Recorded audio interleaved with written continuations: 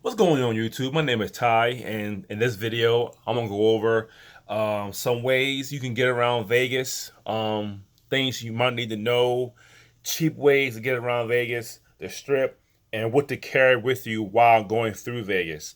Um, the first thing is that depending on what time of year you go, we went in the middle of August. It was extremely hot. Now it's not.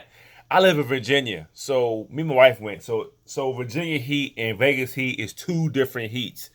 The Virginia heat here is very humid. It's very hot, sticky heat.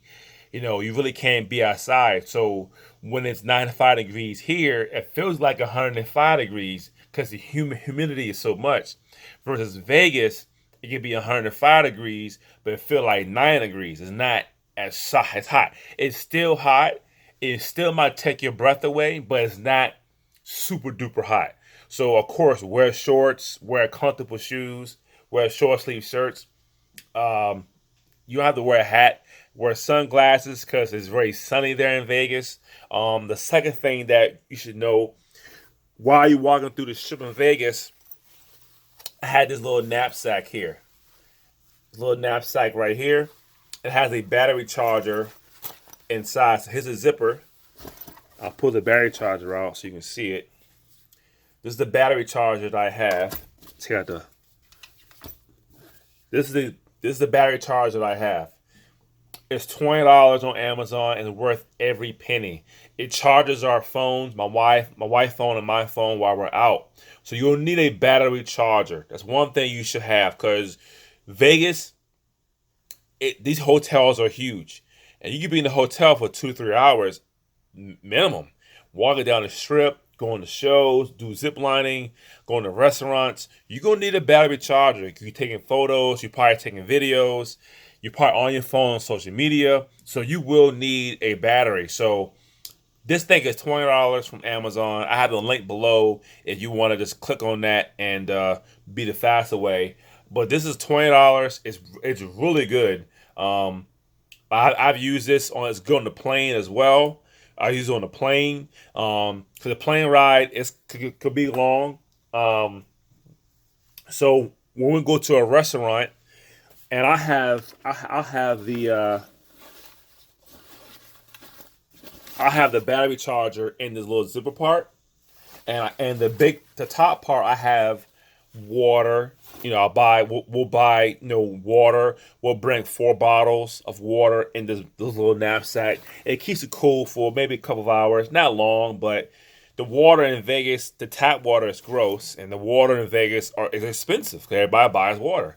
So we'll carry 4 bottles of water. I'll tell you where the water in a minute. We'll bring 4 bottles of water, and it's gonna sweat a little bit. I don't want to leak on the battery charger, so I put the battery charger in the zipper part as well. I also have a super long cord for my charger. This is a super long cord. It's very long. Let me ball it up here so you can see how long this is. This is a very long cord.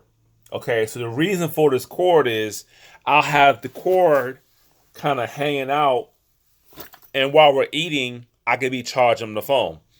Both of our phones. While we're watching a magic show, I'm charging my phone. While we're on a monorail, I'm charging my phone because you're gonna be out there a lot. So charge a phone whenever you can. Okay. So get the little knapsack, get the battery charger, get you some long extensions for your chargers, your cords. So the next thing about Vegas you want to know, help you save a little bit of money, and what to know about Vegas, how to get around, is the monorails. The monorails is a really good thing to use. You can use the monorails. We did that for like 3 days in Vegas. The monorails. It's a train and go to hotel all through the strip.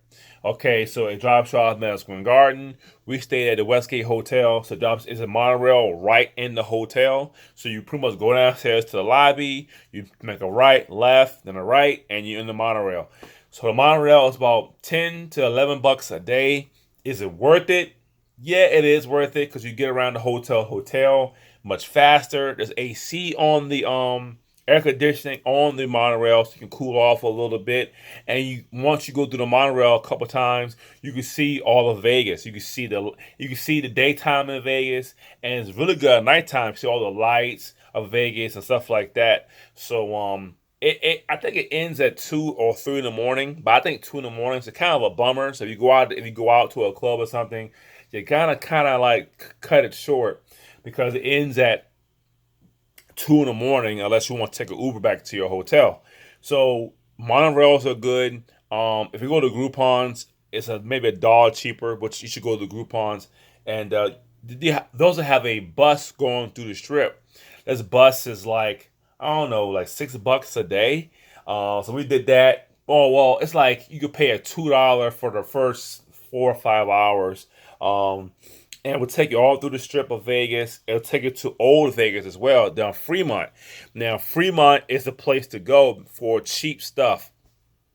Fremont um, can be a place to get some cheap buffets, just to look around, and that's why you need a battery charger because you're gonna be at Fremont for a while.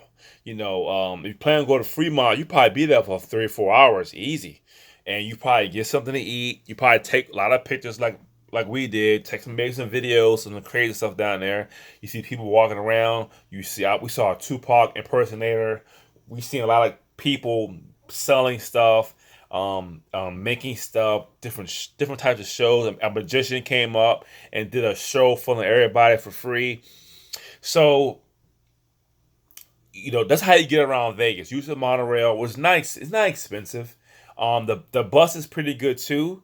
The bus takes longer. It's longer to wait for. You might have to wait 15 to 20 minutes to a bus, and you have to. It's a bus. I mean, it's the bus we rode on. It's not the coolest. It's not as cool as the monorail. The monorail runs every 8 minutes, and the city bus, you have to find a seat. Sometimes it's full of people, and we were the monorail. We always had a seat. We always had a seat. We never stood up. It was always never packed.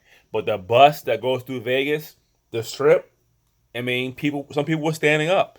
Um, and it takes a while to adjust where you're going. You don't know where you're going. You have to okay, the monorail tells you where you're going. The bus, you have to kind of know where you're going, kind of. You have to look at signs. You have a little sign on the bus where to go, but it was kind of hard to read. So these are ways to get around Vegas.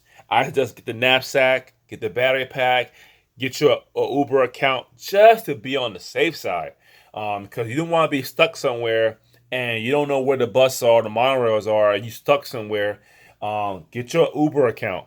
Get your Uber account and pay that money just in case to get you back to your hotel. So these major hotels have a monorail station already inside, and you can ride. So this is how you will get around Vegas in a cheap way. You can rent a car if you want to, but no, when we was there, it was traffic all the time. It slacked down a little bit at night, but it was just traffic, man. It was just traffic, traffic, traffic. Hundreds of people crossing the street. You gotta wait for and traffic. So yeah, you can rent a car, but you gotta put gas in it, and the gas is extremely high and on the strip.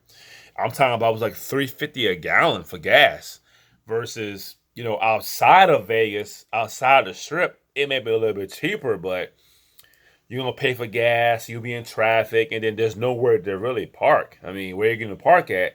And most parking garages you gotta pay for.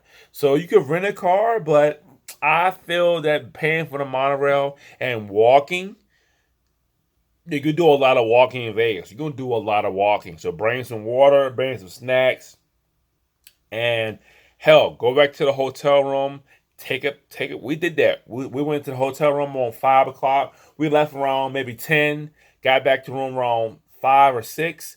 We just took an hour, 2 hour break. Well, we needed a break. Our legs needed a break, and then we went on that night. So that's how you would travel through Vegas. The monorail station, the train station, the bus, and good old fashioned walking, have a battery charger, have a knapsack with you, and that's it. And my next video for Vegas, I'm gonna show you how to save money in Vegas. I'm gonna show you some cheap ways to save money in Vegas. Vegas is expensive. Vegas is expensive. So below this video, I have a link to my next video for how to save money in Vegas. What are the cheap ways that me and my wife save a lot of money. Okay, and yeah, that's it for my video. So thanks for watching my video. Subscribe on my YouTube channel, like the video, and I'll see you next time.